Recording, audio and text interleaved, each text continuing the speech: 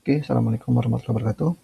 Untuk video kali ini, saya ingin membahas tentang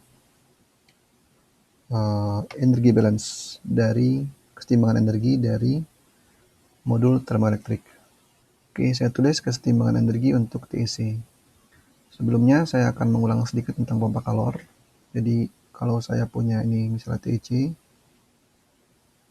saya saya coba gambarkan seperti ini, kemudian saya aliri arus listrik misalnya.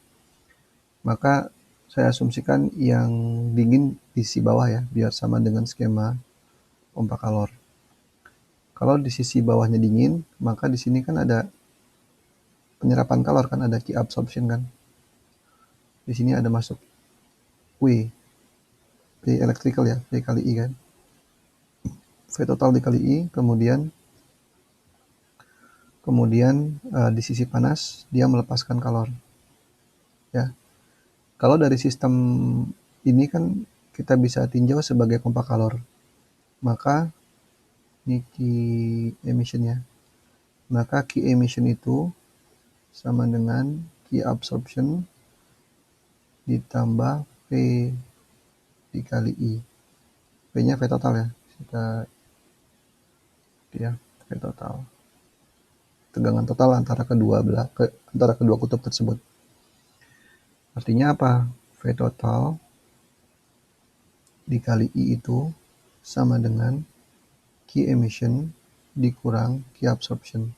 Nah, key absorption. Oke, ini kita tinjau modul termoelektrik sebagai pompa kalor. Sekarang saya akan tinjau dari masing-masing sisi. Misal saya punya seperti ini lagi, saya gambar lagi ya. Jadi apa yang di atas sisi panas ya, di sini sisi panas, di sini sisi dingin.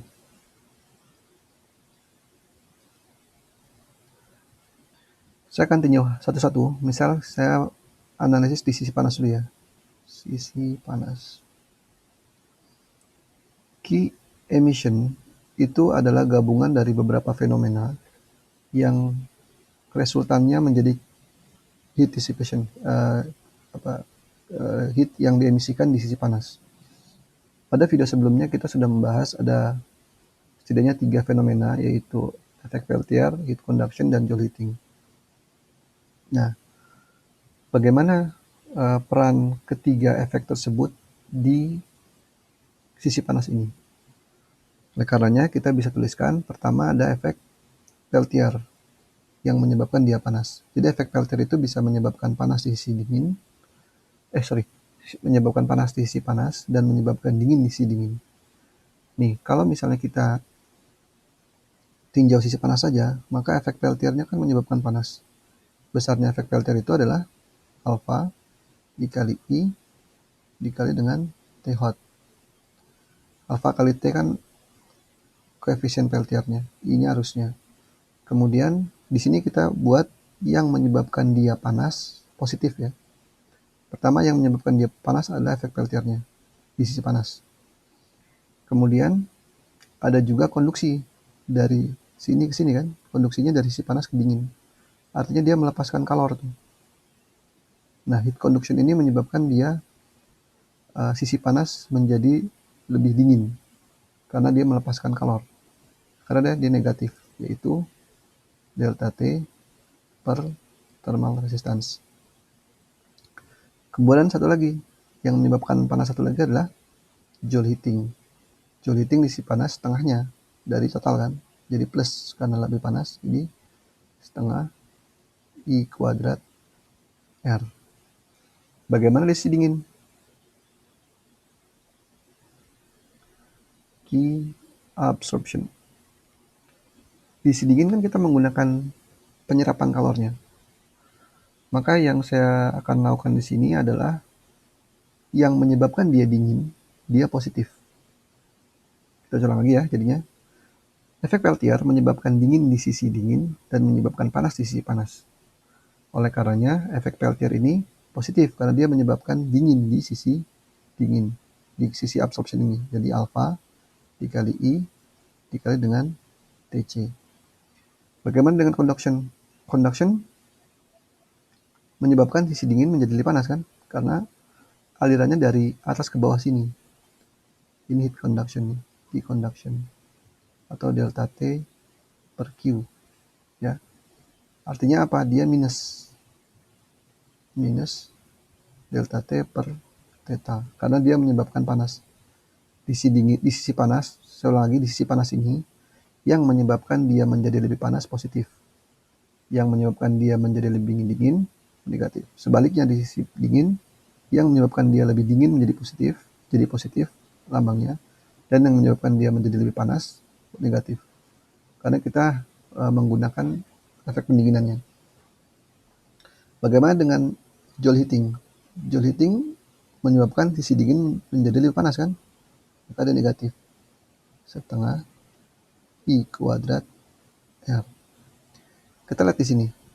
Kalau kita jumlahkan kedua persamaan ini, misal saya gini, saya buat garis. Saya kurangi ya, jangan tambahkan ya, saya kurangi.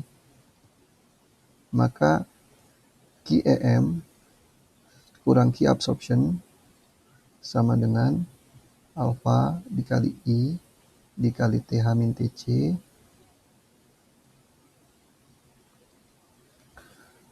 ini dikurang ini 0 kan, 0 minus dikurang minus plus jadi 0 dan ini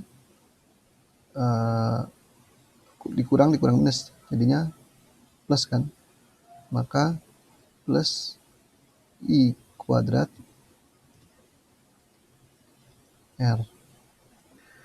Kalau saya jabarkan lagi ininya kan saya bisa tulis begini, alpha dikali I dikali delta T ditambah I kuadrat dikali R. Saya turunkan dulu ya, ini nggak cukup tempatnya. Lagi, ini QEM dikurang Q absorption. Lalu,